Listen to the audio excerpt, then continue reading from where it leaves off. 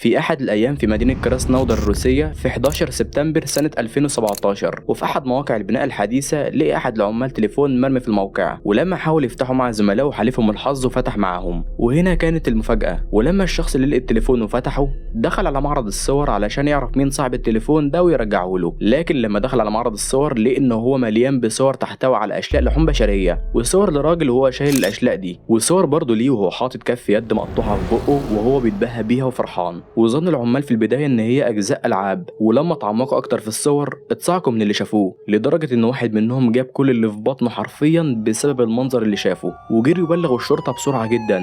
ودلوقتي احنا في بداية القصة. السلام عليكم واهلا بيكم في قناه حكايات البحار. القصه اللي هتكلم عنها دلوقتي هي اكلي لحوم البشر ناتاليا وديمتري. لو لسه ما اشتركتش في القناه اشترك وفعل زر الجرس، وما تنساش دوس لايك الفيديو، ويلا نكمل القصه.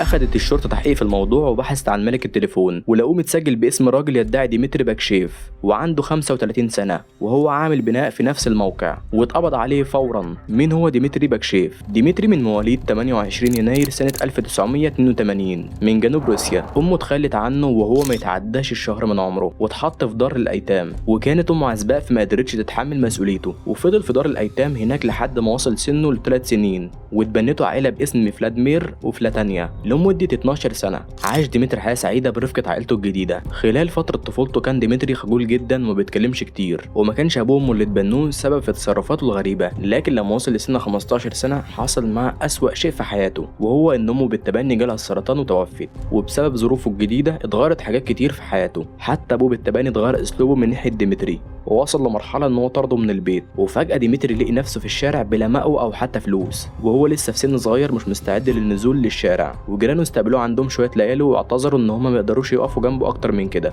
وبقى ديمتري بيقعد على رصيفة الشوارع لمدة سنة كاملة، وبدأ يشوف شغلانة جديدة، والشغل ده كان السرقة علشان يلبي احتياجاته. وبدأ إن هو يفكر يسرق البيوت والمحلات والعربيات، ومع أول عملية ليه كانت سرقة عربية، والشرطة فضلت تطارده لحد ما اتمكنت منه وعرفوا يمسكوه، واترمى في السجن لمدة وصلت أكتر من سنة. وخلال الفترة دي محدش زاره أو سأل عنه، وده خلاه يدخل في اكتئاب ويأس. وبعد ما خرج حاول يغير حياته وبدأ يشتغل في البناء. بعد كده عرف يأجر شقة صغيرة واستقر فيها، وكان أغلب وقته بيقضيه في الحانات علشان يشرب مشروبه المفضل اللي هو الكحول. بسبب كده كان بيختلط مع ناس كتير اللي عندهم سوابق. ومع الوقت قابل شريكة حياته الجديدة ناتاليا. خلونا نعرف مين هي ناتاليا. ناتاليا من مواليد 25 يناير سنة 1975، وبكده نعرف إن هي أكبر منه ب7 سنين، وكانت طفولتها مشابهة شوية لطفولة ديمتري. لكن لما وصلت لسن 19 سنة درست تمريض ولقت وظيفة في المستشفى، وهناك اتعرفت على زوجها الأول وهو ضابط عسكري في القاعدة الجوية. كانت ناتاليا عندها طموح وحياة سعيدة مع زوجها الأول. بعد ما بقى عندها 23 سنة جالها مولود وكان ابنها الوحيد،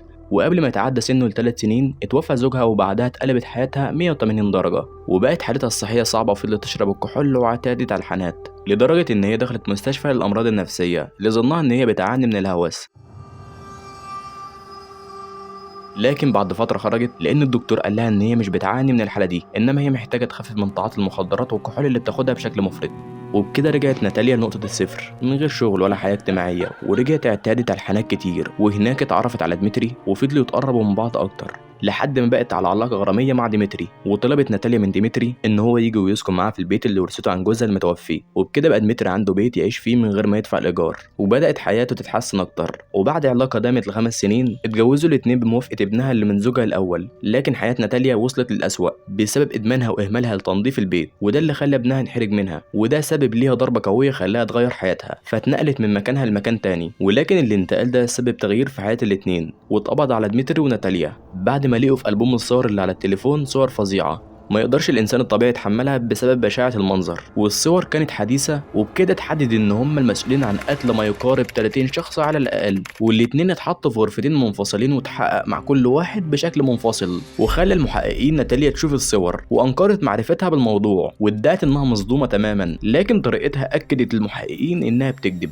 بسبب ان هي بتعيش مع ديمتري كل الفترة دي، ومش ممكن ما تكونش عارفة بالجرائم اللي بيعملها. بعد الضغط عليها اعترفت ان هي كانت بتتمشى في الشارع وشافت جثة، وصورتها بتليفون ديمتري، لكن طبعا الاعتراف ده كان قريب من الخيال وبينفي كل اللي شافوه في الصور. وتعمقت الشرطة في التحقيق لحد ما وصلوا لتفتيش بيتهم، وهناك كانت المفاجأة الأكبر. البيت كان عبارة عن مكب للزبالة، ومن كتر الزبالة المنتشرة على الأرض الشرطة معرفتش تبحث كويس. وفي أحد الأدراج لقي الشرطة تقريبا 10 تليفونات محمولة مخبينها، فخدوها للتأكد من اللي موجود جواها برغم احتمالية إن هي بترجع للضحايا. وفي أحد التليفونات كان في صور تصدم جدا، كانت صور لناتاليا وديمتري مع ناس على ترابيزة الأكل وعليها أجزاء من الأعضاء واللحوم البشرية، وشافوا صورة لراس امرأة موجودة في صينية وحواليها برتقان وخضار مقطع، وكانوا قاطعين مقلة العين واستبدلوها بزيتون، وقطعوا برضو المناخير لاستبدالها بليمونة. والشرطة لقيت أجزاء بشرية تانية بس متخللة في علب، وأجزاء مجمدة علشان ياكلوها بعدين. والبواريك اللي لقوا صورها اتضح إن هي شعر حقيقي متقطع من فروة راس الضحايا، ومع تجميع الأدلة تبين إن بقية الجثث جميعها بترجع ل 19 شخص. ولقيت برضو الشرطة كتاب طبخ بخط إيد ناتاليا موجود فيه وصفات لأكل لحوم بشرية مع فيديو ليها، وهي بتشرح طريقة التقطيع والطبخ وتفاصيل تانية تخلي الشعر يشيب.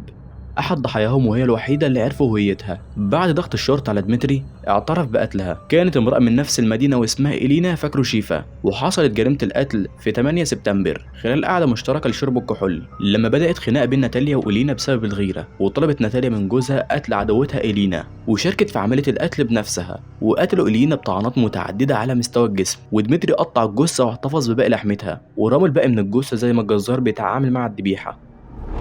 في سنة 2019 تم اتهام ناتاليا بالقتل العمد واتحكم عليها ب10 سنين مع الأشغال الشاقة. وهنا نقف على كلمة شاقة، لأن السجن اللي هتتسجن فيه سيء السمعة والسجناء بيقضوا فيه أسوأ أيام حياتهم، وفي منهم ما بيبقاش قدامهم غير الانتحار. وبعد أول سنة خرجت وسقطت الاتهامات عنها وثبت عليها تهمة التحريض على القتل فقط، لكن جوزها ديمتري اتحكم عليه بالسجن شديد الحراسة لمدة 12 سنة، وخلال الفترة دي كان بيتعالج نفسيا، لكن توفى سنة 2020 بسبب مرض السكر من المرحلة الأولى. في نفس السنة اتفتحت قضية ناتاليا مرة تانية وتعاد محاكمتها بالحبس لمدة 11 سنة مع الأعمال الشاقة بسبب مشاركتها في الجريمة الأخيرة بتاعت إلينا، لأن مفيش دليل كافي يدينها ببقية الجرائم، ولأن ببساطة اتاكلت الضحايا وبقيتهم مش معروفين. في النهاية وبعد انتشار الخبر على مواقع التواصل الاجتماعي ظهرت إشاعات كتير، بس محدش اعترف من الاتنين، وغير إن ديمتري خد كل أسراره معاه بعد ما توفى.